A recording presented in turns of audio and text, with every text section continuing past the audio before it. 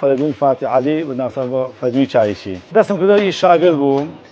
شاگردی کە حەمومین خواعافیکە و حاج تۆفیق کەبابخانە و چایخانە بوو لە تەنیشتی گەراجەکە لە دوای مەرحەلەکەی تر دەستم کردە ئەم چایخانەم داناوە سوپاس بۆ خوای گەورە لە 1970 بەردەوام لەسەر ئیشی خۆم لەو ڕۆژێک کە دەستم پێێتەوە کە ئیمڕۆ یەکەم هاتووم وازام یەکەم ڕۆژە زۆر خۆشحاڵم بە ئیشی خۆم شانازیشی پێوەکەم لەبەر ئەوەی پشت بە خوای گەورە بە ناوی خوای گەورەوە لە ئیشی خۆم ئیسفادەم کردووە و توانیمە ناوێکی خۆم پیا بدۆزمەوە و کار و کاسب ژیانی خۆم و ماڵ و ناڵمی پێ دابین کەم ناک زۆر هاتوون لەگەڵما بەس کاک سەباح هاوڕێ و برا و زۆر خۆشەویستم تقریباً 18 ساڵ بۆ یەکەوە بین بەداخەوە دوای 3 جار عەمەلیاتی قاچی نەیتوانی ئیش بکات لەگەڵما سەر کاک شێزار لەگەڵمایە و ئیش دەکەین بە یەکەوە بەس لەو پێشیش پێش کاک سەباح زۆر کەس هاتووە کرێکاری خۆشەویستەکان لەگەڵما ئیشیان کردووە لە براکەی خۆم کەستا لە خاریجە تقریباً 25 کەس هاتەتە لام ئیشیان کردووە هەر هەمویان زۆر بەس کاک بێسوون سا لە هەولێرە و خواتەمە دێژی کاک هێمنی برای یعنی دوو کەسی زۆر خۆشەویست لە کرێکارەکان هەمیان خۆشەویست ومدام بەس ئاخریشم کاکەژیلەی سا لە بەریتانیا چاوی ماچەکەم تقریباً 2 مانگ لەگەڵما بووە یعنی ئەو ڕۆژێک کە ڕۆیشتەوە تێفیزە لێ دەمەچم بۆ خاریج وامزانی یەک لا لە خۆم بووەوە تر یعنی زۆر تاسیعاتی هەکردوم بەس چەند کەسیش لەگەڵما ئیشی کردووە ئێستا کاکە شوانە چاوشین شوانەی باڵ ناسراوەی ساتێ لەگەڵما بووە زۆر نازانم لە کێوە دەست پێ بکەم زۆرن هەمووی چاوی هەمیان ماچەکەم هەمیان وەکو برای خۆم لەگەڵماوە وەکو کرێکارش نەک بڵێم وەکو شاگرد هەمویان وەکو برای خۆمی لەگەڵمان ئیشیان کردە زۆر بە دەستپاکی لە هەمویان ڕازی بووم وەڵی وەکو نازانم بەخوا ژیاننامەیەکی لە ساڵی هەشتاوە باس بکەم لە لادیەوە عیب نەبێ بە کەرێک هەموو قەراق گەڕاوم چنتی ئافرۆشتووە هەر لە سۆڵە و سەیسێنان و تاکو گەیشتمە لە عەلیاوە و بەڵقە و گۆمەزەد و کەڵۆشنا دیێوانە و ئەمانە کە شتم فرۆشتەوە لە باوەشە دوکان بۆ ساڵی 1970 دوکانێکم بۆ لە ناو لادیەکە لە دوایەوە هاتمە ئەو شار جگەرەم فرۆشت دوای بوومەتە شاگرد دوای 1970 جۆم چایخانە داناوە سوپاسی ئەو خوای گەورەکەم کردە سەرکەوتوم ئەم شەیتە نەمگوەڕیوە تقریباً 6 دوکان لە تەنیشتی خۆمە بەس لە مانگی 27 پێنجی 93 هاتمەتە ئەم دوکانە باوەڕ بێت ئەم ئیشەم ئەوە لا خۆشەوی ئەگەر بە مناڵەکان وتم ئەگەر مرد حەزەکەم 2 دقم بێن بەدەمی چایخانەکە دوای بوون بۆ گۆڕستان ئەو نەخۆشەویستە لە چایخانەکە لام چونکە ڕۆژێک لە ڕۆژان بە تەمەنم کە یەکی شەو هەڵەستم کە توانیمە سواسی ئەو خوای گەورەکەم 4 کات نوێژی سنەتم کردەوە کە لە ماڵ دەرچووم سواسی ئەو خوام کردم چایخانەدا ئەم بەیانەیە کە سعات 1 و چارەک هاتووم هەر سواسی خوام کردەوە کە 1970 بۆ ئیمڕۆ سواسی ئەو خواکەم کە میشەی دابێ ئەم شەم زۆر خۆشەوێ خۆشەویستیە میشە لە دڵمایە ناتوانم لێی دابڕێم وەڵی یەت ناشارمەوە لە دوای ئەو شەوەی کە بڵێن ئینتیفازە بووە هەڵسام دایکی خۆشەویستم کە ئێستا شکوماوە لە تەمەندەیەش بێت لە ماڵە وتی بۆ کوێچوتم بۆ چایخانەکە وتی کوڕم ئەوە شەڕ و ئاژاوەیە و چێ و چوومەتە فەوجەکە هاتمەوە چایخانەکەم کردێتەوەتی پێی بزانم لە یەکی شەو لە دوو ئیتر زلفەکان جاری وا بۆ تۆزە وەزعی ئەمنی و بەتایبەتی کاری ئەم حیزباتیانە دەنا و شارە تۆزە بەشارکی لێ بێت تۆزە دەنگاتومان بەس لە 1990 بەیانەکانم تەوقیتی من یەکی شەوە سوپاسی خواکەم ئەو خێزانە خۆشەویستم کە دڵمە نازانم هەناسەمە ڕاستی تەواوکەری ژیانی منە دایکم باوکم برا خوشکەکانم هەموویان هاوکارم بوون ئەوانەی لەگەڵما کاتی خۆی تۆزە زەحمەت ئاوشت پیا بووە یعنی وەکۆم ساتێن نەبووە کار ئاسانی ژیان ئاو گەرمکە و بە چۆلەیەک ینی هەموو نازان برام خوشکم بە کوردی گریانم تێ نازانم چۆن بڵێم وەسفیان بکەم بەس خێزانەکەم نازانم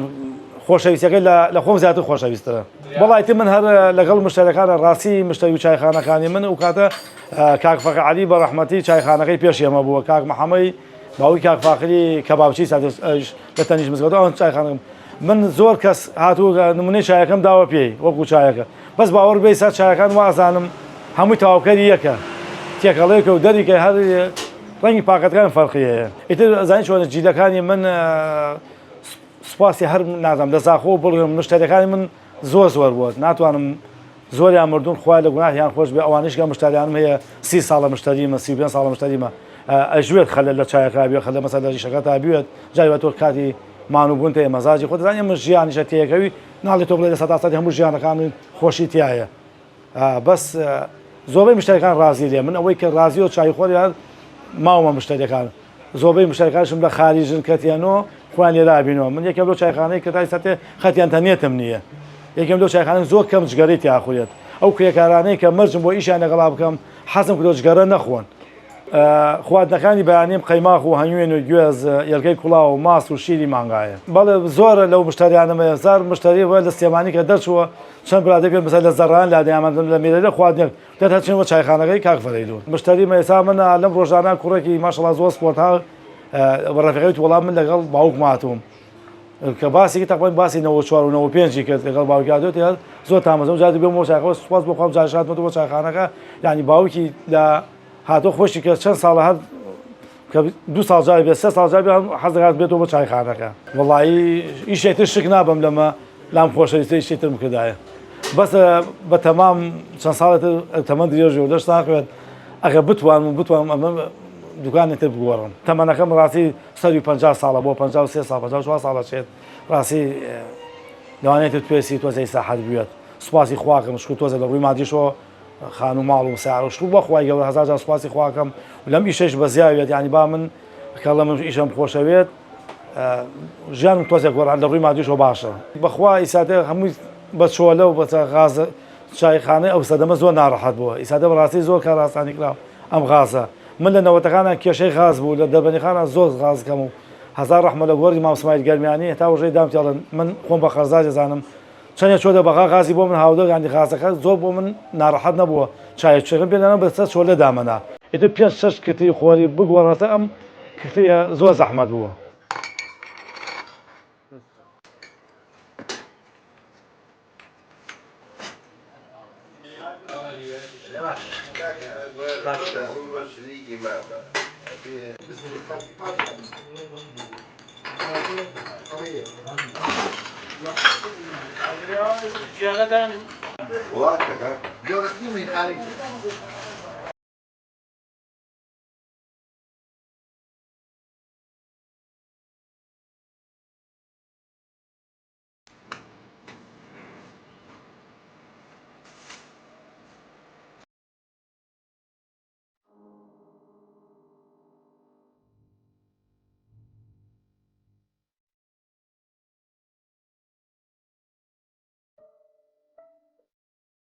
وڵا هەر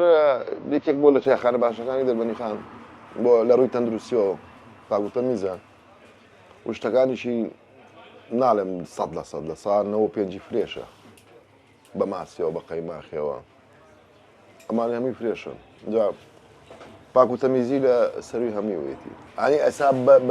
بە تایمی خەڵکەکە خۆی ئەجوڵێتەوە بۆ منە ئێستا من خزمی خۆمەیە نوقسانە بە تایمی خۆی ئەجوڵێتەوە لەگەڵ حتمما هەمومان خۆمان پێوە گرتووە و عسرانە بێ بین ئێرە و بەیانیانە بێ بینە ئێرە ئیتر بەس شەوان نیەتیە ئەوی باش ئەگەر شەوانش هەی بووە وایە لە ماڵەوە ئیتر بەهاتی نایە دەبێتتر بەلای فەرق بەڵێ هەر خواردنەکانشی جیاوازە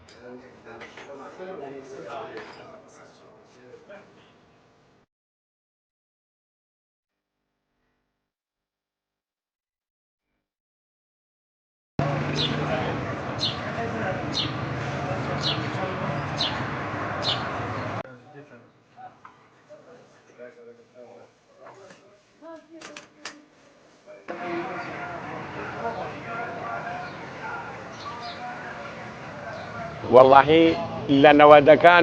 لنەوەدەکان و هەر لێرێ یعنی ڕۆژانە بە دەگمە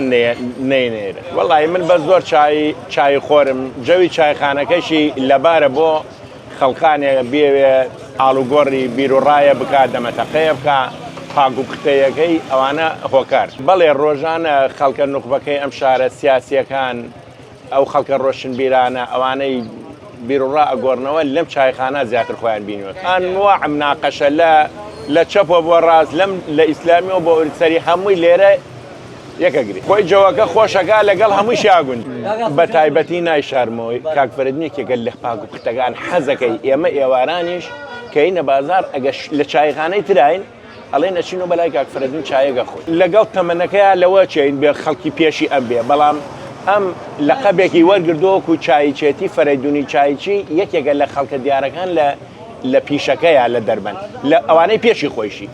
یعنی کەس نەبوو بەقام دیار بێ وەکو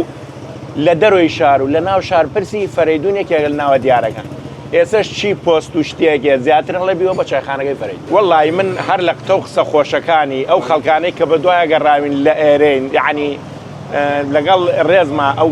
خەڵکانەی خاوەن پێداوی سین کە ئێنە ئێرە ئەم بە شێوەیەکی جوان تعامل لە تەکاکە ئەمانە لە زاکری ئینسان ئامێنێتەوە